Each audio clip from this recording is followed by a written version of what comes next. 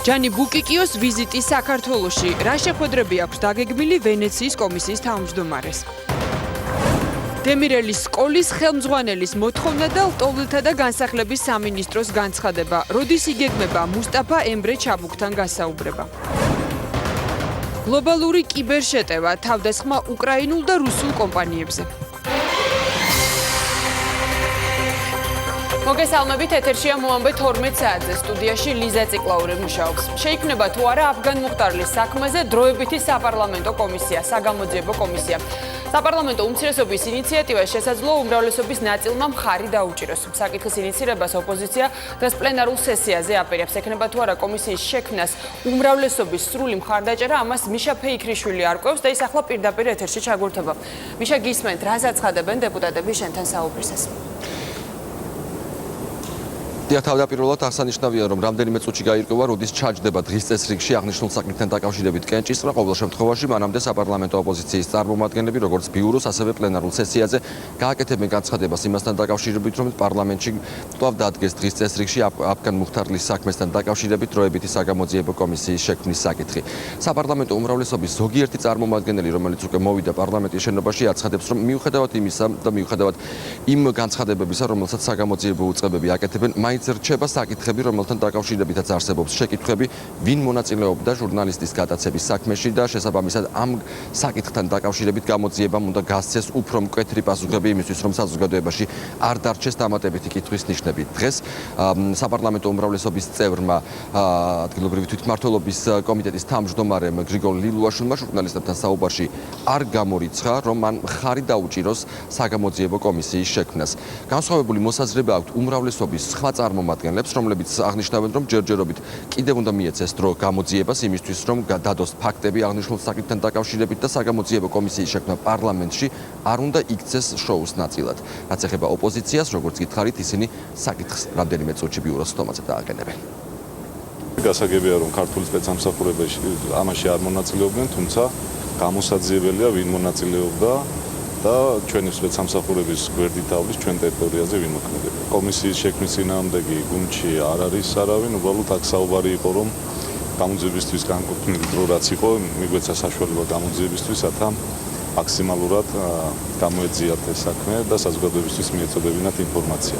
არ გამორიცხა, რომ ხარი დაუჭიროთ. ევროპული საქართველო დააყენებს პარლამენტის სესიაზე დღეს, რომ შეიქმნა საგამოძიებო კომისია ავღან მუხტარის საქმესთან დაკავშირებით და პარლამენტი ჩაერთოს ამ პროცესში. ჩვენ ყველაფერს გავაკეთებთ იმისთვის, რომ ეს საკითხი იყოს განხილული, საკმაოდ მწვავედ, იმედია, რომ საღიაზრი ეყოფა ნაწილს მაინც უმრავლესობის ფარგლებში, რომ ხარი დაუჭიროთ. მექნება გავაკეთებ მაშინ ჩემს პოზიციას, როდესაც უმრავლესობის შიგნით გვექნება ამაზე მორიგი კონსულტაციები. მე არ ვფიქრობ, რომ აქ განსხვავებულ პოზიციებზე დგას ვინმე, რაც არ უნდა კომენტარები მოვისმინოთ, საქართველოს ამ საქმესთან დაკავშირებით არის ერთიან პოზიციაზე.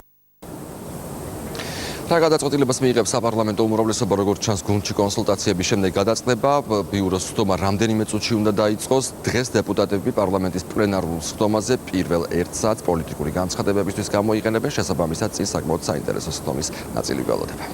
მადლობა მიშა, პარლამენტიდან მიშა ფეიქრიშვილი საუბრობდა. მოხდება თუ არა დემირელის კოლეჯის პედაგოგისთვის ტოლვილის სტატუსის მინიჭება, ცნობილია უახლოეს მომავალში გახდება. ტოლვილთა და განსახლების სამინისტროში აცხადებენ, რომ გადაწყვეტილებას მას შემდეგ მიიღებენ, რაც მუსტაფა ემრე ჩაბუქთან გასაუბრება გაიმართება და კანონით გათვალისწინებული პროცედურები დასრულდება. როდის იგეგმება აღნიშნული გასაუბრება, ამას ქეთი ქაშაკაშვილი გვეტყვის ახლა პირდაპირ ეთერში.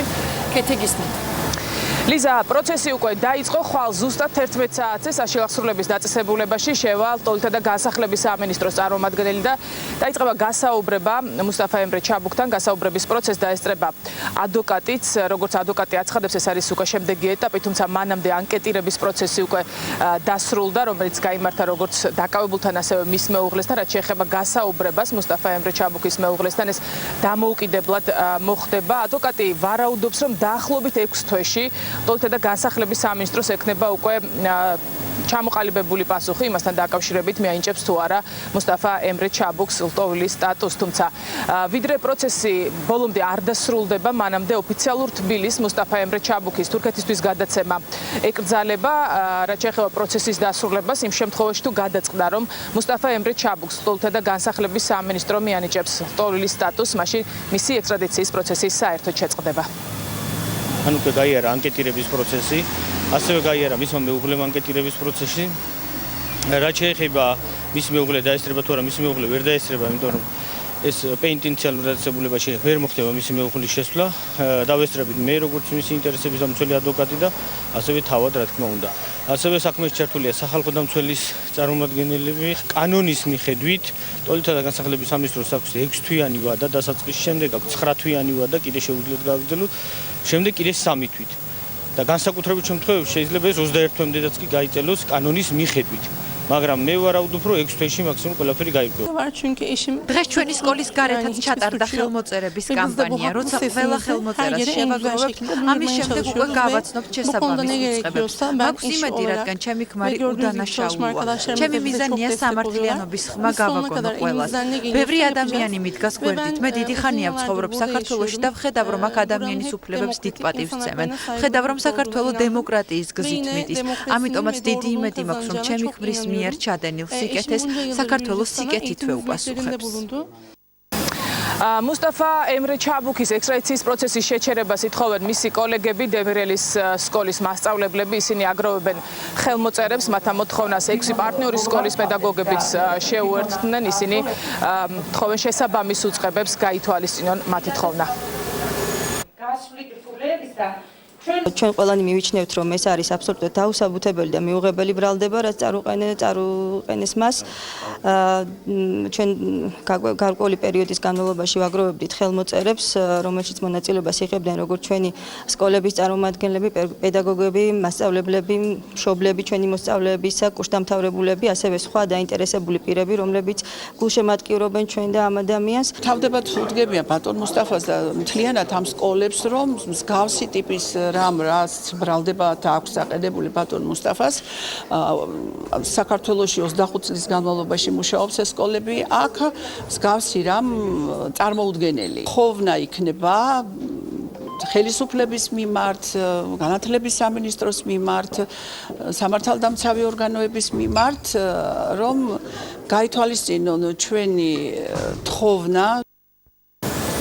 უკვე ერთი თვეა მუსტაფა ემრე ჩაბუქი წინა საექსტრადიციო პატიმრობაში იმყოფება. ქართველმა სამართალდამცველებმა ის თურქული მხარის მოთხოვნის საფუძველზე დააკავეს. ოფიციალური ანკარა ჩაბუქს ტერორიზმთან კავშირში ადანაშაულებს, თუმცა დაკავებული დემირელის სკოლის მასწავლებელი ბრალს არ აღიარებს. მადლობა ქეთი, ეს ქეთი ქაშაკაშვილი იყო. ვენეციის კომისიის თავმჯდომარე საქართველოს დღეს ესტუმრება. ჯანიბუკი კი ევროპის საკონსტიტუციო სასამართლოების მე-17 კონგრესში მიიღებს მონაწილეობას. დაგეგმილია შეხვედრა პარლამენტის თავმჯდომარესა და ოპოზიციური პარტიის ლიდერებთან. მხარებს შორის მთავარი განსახილველი საკითხი საკონსტიტუციო ცვლილებების პროექტი იქნება. ჯანიბუკიკიოს დაგეგმილ ვიზიტს აფასებენ ქართველი პოლიტიკოსები. მოტყუებულად გრძნობს საერთაშორისო საზოგადოებას და ვენეციის კომისიას, რომელმაც იმუშავა ცვლილებების ერთვარიანზე და საბოლოო ჯამში პარლამენტმა ქართული ოცნების საპარლამენტო უმრავლესობამ სხვა ცვლილებები მიიღო. იგულისხმება საარჩევნო სისტემა, რომელიც როცა პროპორციულზე გადასვლა იგეგმებოდა 2020 წლისთვის და მათ გადაწიეს ეს 2024 წლისთვის. ბუნებრივია ვენეციის კომისია და ბატონ ჯანიბუკიო დაინტერესდებიან რამ გამოიწვია ასეთი ფუნდამენტური ცვლილება. ჩვენ ძალიან მჭიდრო ურთიერთობები გვაქვს ვენეციის კომისიასთან და მიმდინარე კონსტიტუციური რეფორმაც სწორედ აი ამის მაგალითი არის თვალსაჩინო. მიმდინარე კონსტიტუციური რეფორმის ფარგლებში გავწერთ იმას, რომ საქართველოში არჩევნები ჩატარდება პროპორციული საარჩევნო სისტემის საფუძველზე და ამას მომავალში ვერაფერი ვერ შეცვლის. მაგრამ იმავდროულად არის რეალობა ისეთი, რომ ამ გადაწყვეტილების და ამ კონსენსუსის მიღწევა უმრავლესობის შიგნით შესაძლებელი გახდა მხოლოდ იმ დათქმით, რომ პროპორციული საარჩევნო სისტემის საფუძველზე არჩევნები ჩატარდება არა მომდევნო, არამედ იმის შემდგომი არჩევნებიდან. ვიზიტის ფარგლებში ჯანიბუკიკიო შეხვედრეს საქართველოს პრეზიდენტთანაც გამართავს აუდიენცია. ხვალ არის დაგეგმილი. მხარეები მონაწილეობას ევროპის საკონსტიტუციო სასამართლოების მე-17 კონგრესის გახსნაში მიიღებენ. კონფერენცია კონსტიტუციური პრინციპების დაცვას და გამოყენებაში საკონსტიტუციო როლს შეეხება. პირისპირ შეხვედრაზე საუბარი საკონსტიტუციო რეფორმასთან დაკავშირებულ საკითხებზე იქნება. ჩამოდიან სხვადასხვა საკონსტიტუციო სასამართლოების წარმომადგენლები, მათ შორის თავმჯდომარეები და საჭირო კონგრესია შეკრება არის ჩვენი საკონსტიტუციო სასამართლოს პრესტიჟისთვის, ასევე ამ საკონსტიტუციო სამართალწარმოების გაძლიერებისთვის. ამავე დროს შეხვდება ვენეციის კომისიის თავმჯდომარეს და განიხილავს მასთან საკონსტიტუციო ცვლილებების საკითხს, მიმდინარე მოვლენებს. სტრასბურგში მყოფი ქართული დელეგაცია საპარლამენტო ასამბლეის მდივანს შეხვდა. მხარებმა ორმხრივი თანამშრომლობის საკითხები განიხილეს. საუბარი სტრასბურგში საქართველოს მოსამართლის დანიშვნის საკითხსაც შეეხო.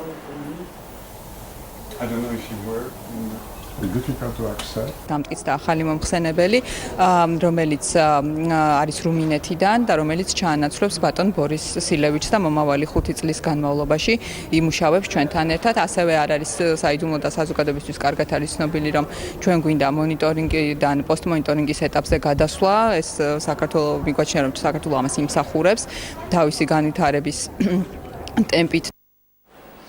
საქართველოს ტრაფიკინგის წინააღმდეგ მებრძოლი ქვეყნების უმაღლეს საფეხურზე რჩება. ამერიკის სახელმწიფო დეპარტამენტის მიერ ადამიანით ვაჭრობის წინააღმდეგ მსოფლიო მასშტაბით სხვადასხვა სახელმწიფოს მიერ განხორციელებული ღონისძიებების შეფასების მორიგი ანგარიში გამოქვეყნდა. დოკუმენტში ნათქვამია, რომ საქართველოს მთავრობამ კიდევ ერთხელ გამოავლინა მტკიცე და ურყევი ძალისხმევა 2017-18 წლების ეროვნული სამოქმედო გეგმის დამტკიცებით, პროაქტიული გამოძიებით და ტრაფიკინგის მოწყვლადი ჯგუფების იდენტიკატორების განსაზღვრით. ანგარიში პოზიტიურადაა წარმოდგენილი შინაგან საქმეთა სამინისტროს საპოლიციო თანამშრომლობა პარტნიორ ქვეყნებთან, ასევე შეფასებულია სახელმწიფო უწყებების კოორდინაცია. აქ თქვენ ხედავთ, რომ ანგარიში საქართველოს კვლავ რჩება ეგრეთ წოდებულ პირველ კალათაში, ანუ იმსახურებს ყველაზე მაღალი დონის შეფასებას, როგორც მდგრადი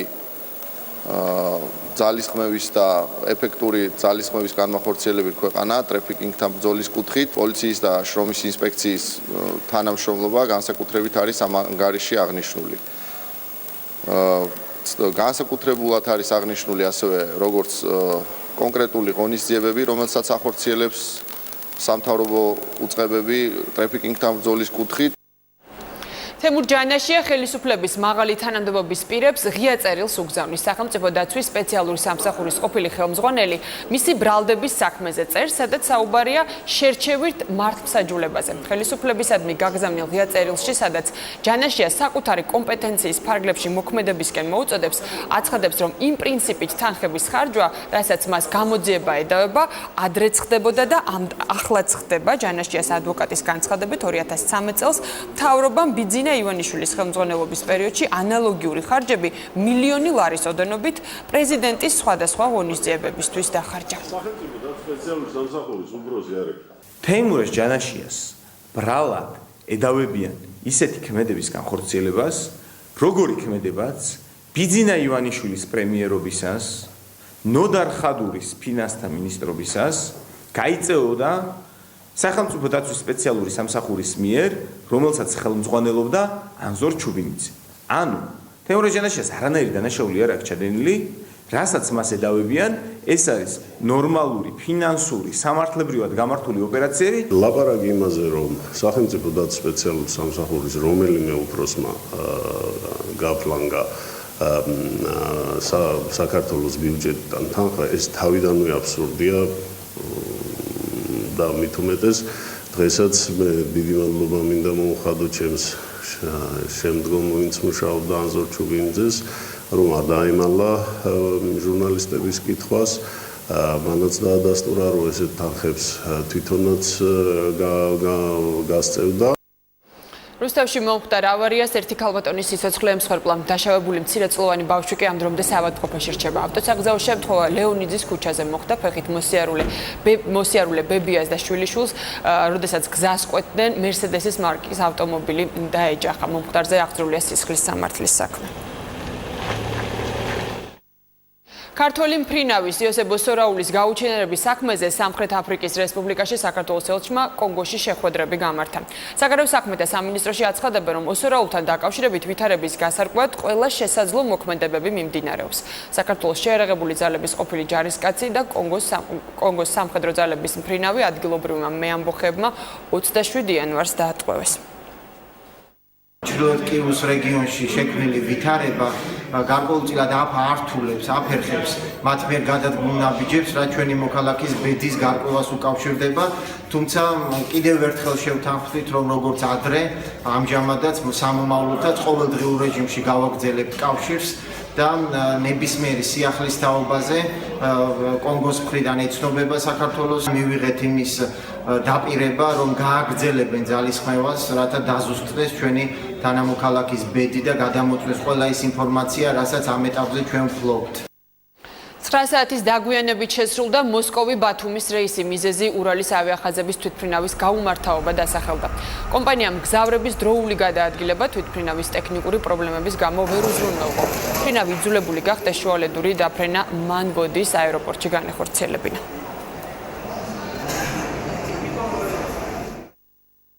როგორია ქართულ მედიაში შრომითი უფლებების მდგომარეობა? პროფკავშირების შესახებ ჟურნალისტების ინფორმირების მიზნით დაწყებული 3 წლიანი პროექტი დასკვნით ეტაპზეა. ამ წუთებში მედიის წარმომადგენლებისთვის შემაჯამებელი კონფერენცია მიმდინარეობს. შეხვედრაზე განხილული იქნება ეროვნულ დონეზე მედია პროფკავშირების განვითარების საკითხები, ასევე მიღწევები, პრობლემები და ახალი გამოწვევები.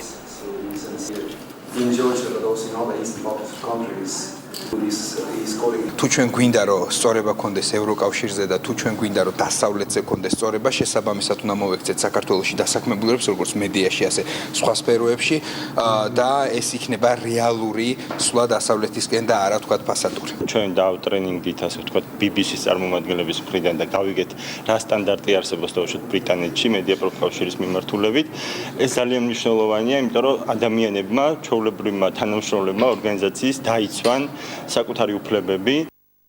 შინაგან საქმეთა სამინისტროს განსაკუთრებულ დავალებათა დეპარტამენტში რებრენდინგი განხორციელდა. ევროკავშირის წინაშე აღებული ვალდებულებებისა და მიმდინარე რეფორმების ფარგლებში პროცესი განსაკუთრებულ დავალებათა დეპარტამენტში თანამშრომელთა უნიფორმის, ტექნიკისა და აღჭურვილობის ცვლილებით მოხდა. შინაგან საქმეთა სამინისტროს ინფორმაციით მიმდინარე რეფორმები საზოგადოებრივი წესრიგისა და უსაფრთხოების დაცვის სფეროში თანამედროვე სტანდარტების დანერგვას ემსახურება. შინაგან საქმეთა სამინისტროს განსაკუთრებულ დავალებათა დეპარტამენტში არაერთი წარმატებული რეფორმა განხორციელდა, რომლებიც მიზნად ისახავენ საზოგადოებრივი წესრიგისა და უსაფრთხოების უზრუნველყოფის თანამედროვე სტანდარტების დანერგვას. დეპარტამენტის რებრენდინგის პროცესში განახლდა და საერთაშორისო საპოლიციო ძალების სტანდარტების შესაბამისი გახდა ჩვენი თანამშრომლების უნიფორმა, ტექნიკა და აღჭურვილობა. ყველა მხრივ შეგვიძლია მადლობა უთხრათ ამ ბიჭებს. მთელი ღამის განმავლობაში მოძრაობენ, მთელი დღის განმავლობაში მოძრაობენ. ერთი იყო ისა რომ ვერ ვიგებდით. აი სპეცნაზი იყო, სამხედრო იყო თუ პოლიცია იყო. აი ახლა ძალიან მომეწონა. პოლიციელები არიან, ეთყობათ რომ პოლიციელები არიან. არ არსებობს სოფელში მოსახლე, რომელიც ამ ბიჭების მიმართ მადლობის ხსნობას არ გამოხატავენ, ყველა მადლობელია. არის შემთხვევა რომ დახმარების ფაქტებიც ბევრია, ზოგჯერ ავამპოფი გახდა კაცი გაყვანილი იქნა მათ მიერ. ასევე არის შემთხვევა რომ თუ რამეს თხოვთ, აი ფიზიკურადაც რომ იყოს, უარს არ გეტყვიან და სერჟანტთა პროფესიულ დღესთან დაკავშირებით კოჯორში საჩვენებელი სწავლება მოეწყო. საზეიმო ღონისძიება სერჟანტთა პირადი შემადგენლობის დაჯილდოებით გაგრძელდა. თავდაცვის მინისტრმა ლევან იზორიამ შეერაღებული ძალების მთავარ სერჟანტ კობა ცირეკიძეს ღირსების ორდენი დამოუკიდებელი ქართული სახელმწიფოს მშენებლობაში შეტანილი განსაკუთრებული პიროვნული წვლილისთვის გადასცა. გიორგი ანწუხელიძის სახელობის სერჟანტთა მომზადების ცენტრში ახალ სასწავლო პროგრამაზე მუშაობა მიმდინარეობს, რომელიც ბატალიონის და ბრიგადის დონეების სერჟანტების აუცილებელ პროფესიულ ცოდნას მოიცავს.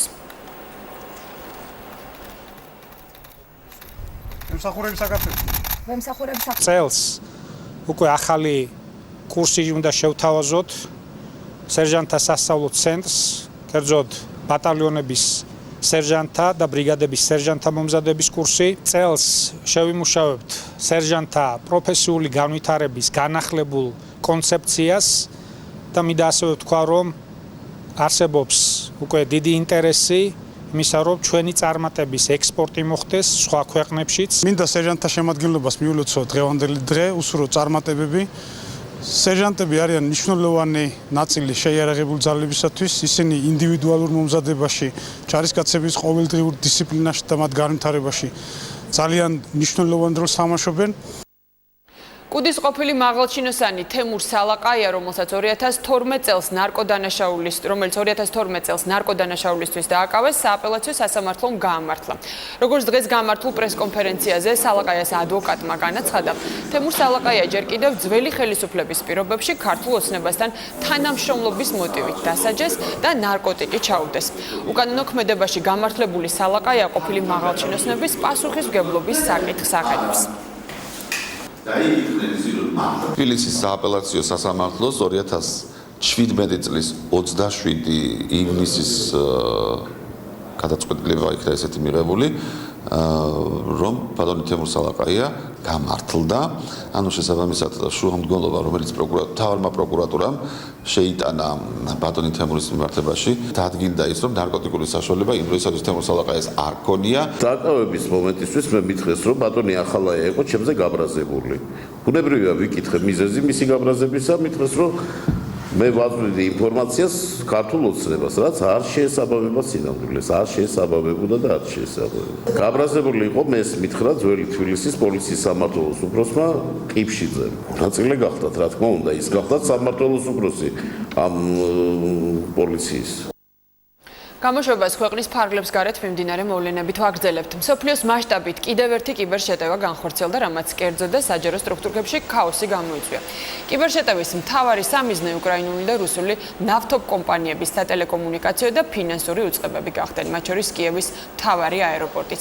კიბერთავდასხმის მსხვერპლი გახდა კიდევ რამდენიმე ევროპული ქვეყანა, ეგრეთ წოდებული გამომძალველი ვირუსი, დაბლოკილი დოკუმენტების აღსადგენად კომპანიებისგან $300 ექვივალენტით ეროვნული ბიტკოინის გადახდას მოითხოვს.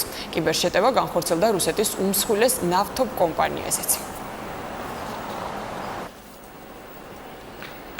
დიდი ოცეულის სამიტი და ახლო აღმოსავლეთში არსებული ვითარება შეერთებული შტატებისა და საფრანგეთის პრეზიდენტებს შორის გამართული სატელეფონო საუბრის მთავარი თემა გახდა. ამის შესახებ ინფორმაციას თეთრი სახლი ავრცელებს.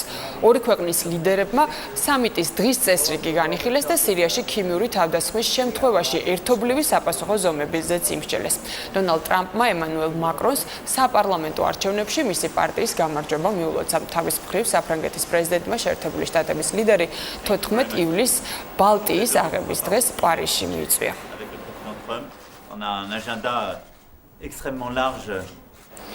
ნიუ-იორკის მეტროპოლიტენში მატარებლის ორი ვაგონი რელსებიდან გადავიდა. შემთხვევის შედეგად დაშავდა 34 ადამიანი, 17 მათგანი საავადმყოფოშია გადაყვანილი. რამ გამოიწვია ავარია, ამ დრომდე არ არის ცნობილი. მგზავრების განცხადებით, გვირაბში კვამლი შენიშნეს, რაც სავარაუდოდ სწრაფი დამუხრუჭების შედეგად წარმოიშვა. რელსებიდან გადასულმა ვაგონებმა გვირაბის კედელი, ლიანდაგები და აპარატურა დააზიანა. ფაქტზე უკვე დაწყებულია გამოძიება. ვენესუელის უზენაესი სასამართლოს შენობას ვერტფრენიდან ყუმბარები დაუშინეს. ინციდენტი იმ დროს მოხდა, როდესაც ქვეყნის პრეზიდენტი პირდაპირ ეთერში სიტყვით გამოდიოდა. მომხდარი პრეზიდენტმა ტერორისტულ თავდასხმად შეაფასა და მონაწილე პირების მართლმსაჯულების წინაშე წარდგენის პირობა დადო. მოგვიანებით კარაკაში კიდევ ერთი ინციდენტი მოხდა. ეროვნული გვარდიის წევრებმა ოპოზიციური ძალების წარმომადგენელი და 3 დეპუტატი სცემეს. ესპანეთის, ბრიტანეთის და გერმანიის სამართალდამცველმა ორგანოებმა მასშტაბური სპეცოპერაცია ჩაატარეს, რომლის დროსაც 6 ადამიანი დააკავეს. ისინი ეგრეთ წოდებული ისლამური სახელმწიფოსთან კავშირიდებათ ბრალად. ესპანეთში 4 ადამიანი, 1 ბრიტანეთში, 1 კი გერმანიაში აიყვანეს. სამართალდამცველების ცნობით, დაჯგუფების წევრები აუდიოვიზუალურ მასალებს ავრცელებდნენ, ასევე ახორციელებდნენ ფარულ შეხვედრებს მოზარდებთან და მათ რადიკალურ ექსტრემიზმს ესაუბრებოდნენ. დონალდ ტრამპის წინა საარჩევნო შტაბის ყოფილმა უფროსმა 2012 წელს უკრაინის ყოფილი პრეზიდენტის იანუკოვიჩის პარტიისგან წინა საარჩევნო პროგრამის შედგენის სანაცვლოდ $17 მილიონი მიიღო. ინფორმაციას ამერიკული პრესა ავრცელებს. ვაშინგტონ პოსტი და ნიუ-იორკ ტაიმსი წერენ, რომ რომ მათ შორის არსებულ კავშირზე ინფორმაცია იმ დოკუმენტებიდან გახდა ცნობილი, რომელიც ანონიმურმა პირმა შეერთებული შტატების იუსტიციის სამინისტროში წარადგინა. დოკუმენტში ნათქვამია, რომ 2011 წელს საერთაშორისო აგენტად დარეგისტრირდა აღნიშნული პირი შეერთებული შტატების კანონმდებლობით, როცა ამერიკის მოქალაქე სხვა ქვეყნის მთავრობას ნებისმიერ საკითხზე კონსულტაციას უწევს, ვალდებულია საერთაშორისო აგენტად დარეგისტრირდეს. რუსეთის ქალაქ ხატიმანსკში ქალთა ჭადრაკში მსოფლიო გუნდური ჩემპიონატი გაიმართა, სადაც საქართველოს ნაკრებმა ბრინჯაოს медаლი მოიპოვა. შეჯიბრებაში მსოფლიოს 10 საუკეთესო ქალთა გუნდი მონაწილეობდა. პირველი ადგილი რუსეთმა, ხოლო მეორე ადგილი ჩინეთმა დაიკავა.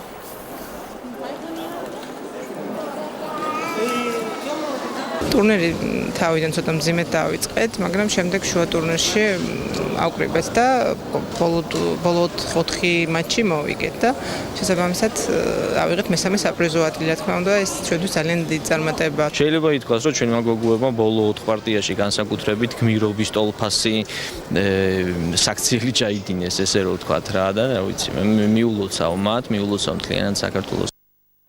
გალერეა ვერნისაჟმა მხატვარ გელა ჯინჭარაძის პერსონალურ გამოფენას უმასპინძლა. ექსპოზიციაზე 50-მდე ფერწერული და 100-მდე გრაფიკული ნამუშევარი იყო წარმოდგენილი.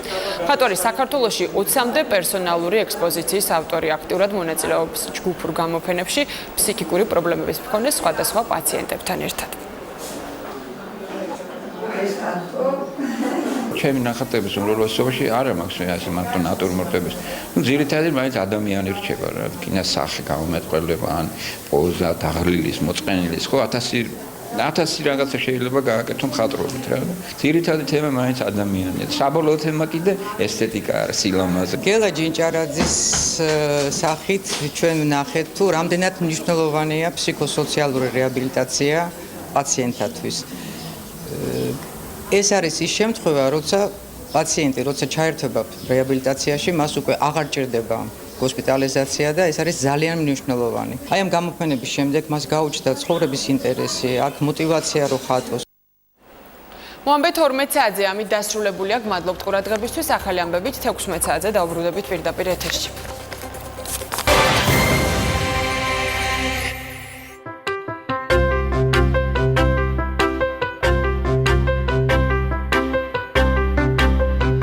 საწუთრო სიცრუით